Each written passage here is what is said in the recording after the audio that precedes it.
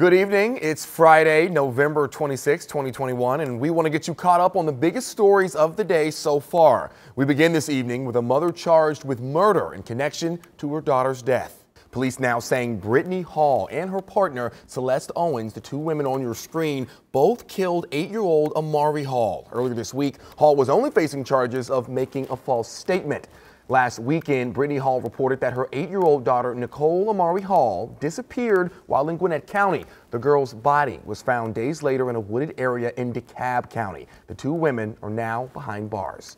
Now, a Metro Atlanta teen is recovering from being shot in the head. Now the teen's father sharing a message with all gun owners. CBS 46's Zach Summers has that story.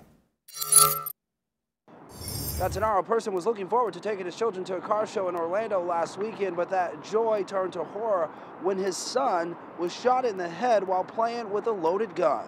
It's kind of hard on all of us right now. Tenaro person would give anything to trade places with his 14-year-old son, Jaden. To see your child in a situation like this, come on.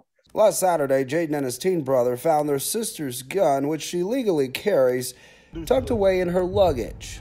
Person says the boys were taking pictures when the gun went off, striking Jaden in the head. The bullet goes through his brain, through the back of his skull, come out of his ear. Jaden's been in a medically induced coma for nearly a week, but his dad says he's slowly making progress. And the doctors are like, you got to have some great grandparents that's praying for this child, because the type injury that he sustained, they haven't seen people make it out of it.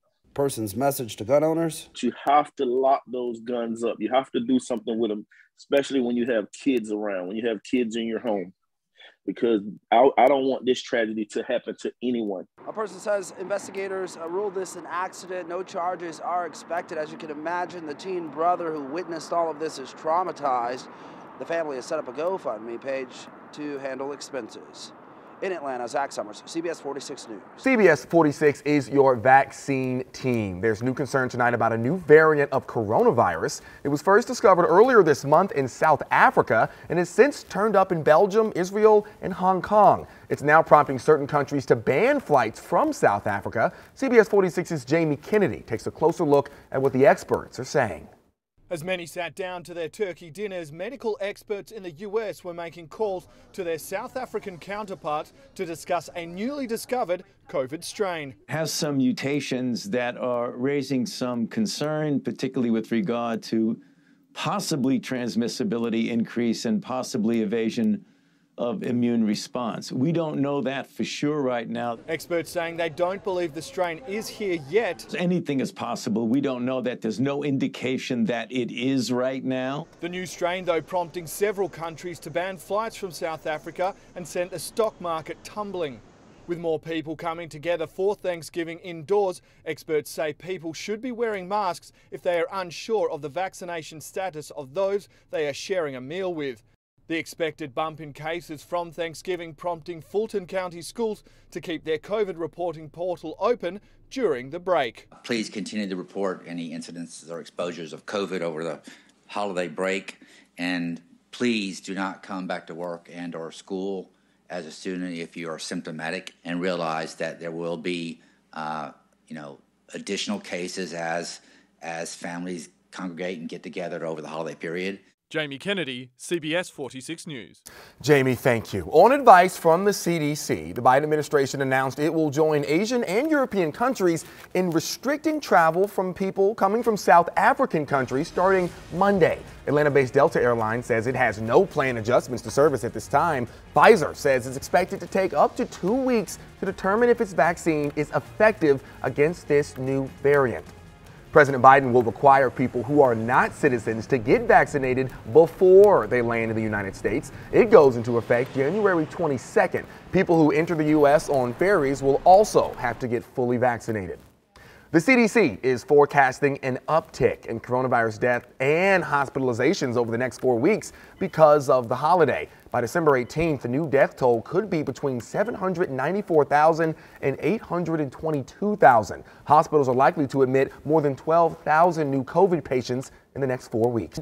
Take a look at this. A Korean fried chicken restaurant in Midtown broken into right after Thanksgiving. The suspect using a rock to smash through that front door before grabbing the cash register. CBS 46's Crystal Bowie talks with the owner tonight on how they're working to get by. A callous robbery caught on video. We were just freaking out. Surveillance footage showing this suspect using a rock to smash through the front door of this small business, grabbing the register. They yanked everything out and they looked like they were in a rush. And bolting within 30 seconds. We were even more dumbfounded and more so mad because we're a cashless restaurant. Restaurant co-owner Sean Chang came in at 9 a.m. discovering the mess. This was the last thing we were expecting after Thanksgiving. Mukja Korean fried chicken in Atlanta can't seem to catch a break. We're just a small business just trying to make it. We've already had a rough year with the pandemic. Reopening 12 hours after the robbery. Well, we're regulars every time we visit Atlanta. Customers stopping by for dinner to show support. It's just sad that this particular business was hit, or any business really was hit during Thanksgiving. With hopes the criminal will be caught and the business can get back to doing what they do best, serving customers. Life still moves on. You still got to do things, whatever you can, so yeah. To take a closer look at the surveillance video and to see if you recognize the criminal, go to CBS46.com. Reporting in Atlanta tonight, Crystal Bowie, CBS 46 News. Crystal, thank you. A third person has been arrested in connection to the deadly shooting of a Henry County police officer. Investigators say this man on your screen, Jordan Jackson, shot and killed Officer Paramans Desai earlier this month. Then a week later, he took his own life during a standoff with police. 2 women were arrested for aiding and abetting him, and now a third woman, 24-year-old Demetria Daniel, is also behind bars. Henry County Police say they expect to make even more arrests in this case moving forward. On Tuesday, Atlanta voters will once again head to the polls to select the next mayor. This month's municipal election ended without any candidate getting enough votes to take office. City Council President Felicia Moore and City Councilman Andre Dickens are those 2 candidates. Election day is November 30th. The winner will become the 61st mayor of the city of Atlanta. Many spent the day braving the lines to get the deals today at big box stores like Walmart or Best Buy or Target and other major retailers. But tomorrow, the focus turns to mom and pop shops for Small Business Saturday. CBS 46's Mary Smith shows us how locally owned businesses are preparing for you to make a stop right on by.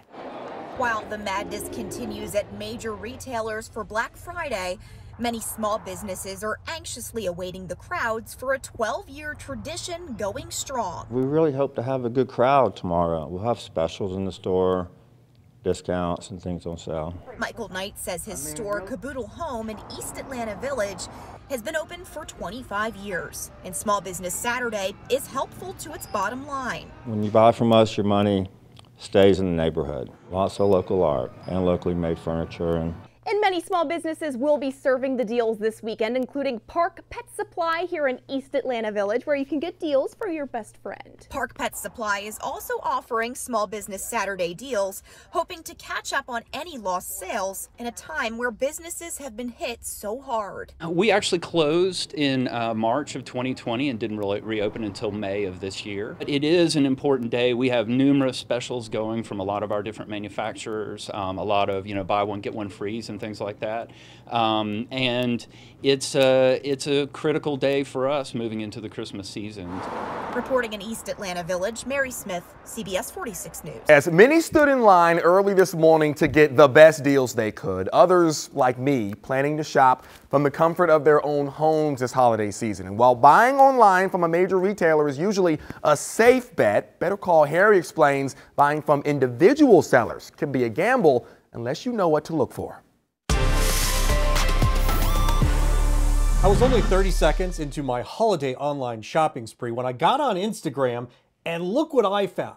PS5 for sale. Look at all of these PlayStations, tons of inventory. I hit the jackpot. The seller wants me to message him via WhatsApp under the name PS5 Lord. With a direct line to PlayStation Heaven, I called and reached a bank. Hello, my name is Kara Bank. I am here to help you with your banking needs. Millions of legitimate sellers rely on Instagram, Poshmark, and Etsy. The majority of the sellers are reputable. How do you know? For Instagram, look for a blue check mark. It means the seller is verified. On Etsy, look at the reviews. Here's a blossoming spring tree, handmade with fused glass. The artist has over 3,200 sales with 5-star reviews. On Poshmark, verified sellers get the designation Posh Ambassador. Let's say you want an expensive Louis Vuitton. Make sure the item is backed with free authentication. On the suspicious side, here's a $2,300 Louis Vuitton monogram bag for $280. 24 hours later, the listing was gone. Another red flag is when the seller, like our PlayStation guy, wants to get you off the website to complete the transaction. Simone Williams with the Better Business Bureau.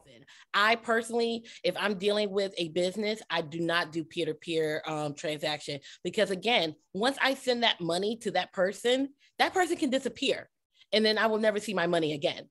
PS5 for sale redirected me to GameShopZero.com, and to prove he was real, the seller texted me this picture of a phony driver's license saying, "You have absolutely nothing to worry about. You won't lose nothing if you put a little bit of trust on me." No trust here, not with automated messages like this. I'm still learning. I will let my creator know about this request of yours. Here's our take. Only do business on the site where you found the item. Google Pay, Apple Pay, PayPal, it's okay to use as long as it's linked to your credit card. I'm Better Call Harry, CBS 46 News. Thanks for watching CBS 46 News. Watch us live wherever you are on our mobile, on our streaming news app. And you can also watch us on Roku, Apple TV, and Fire TV.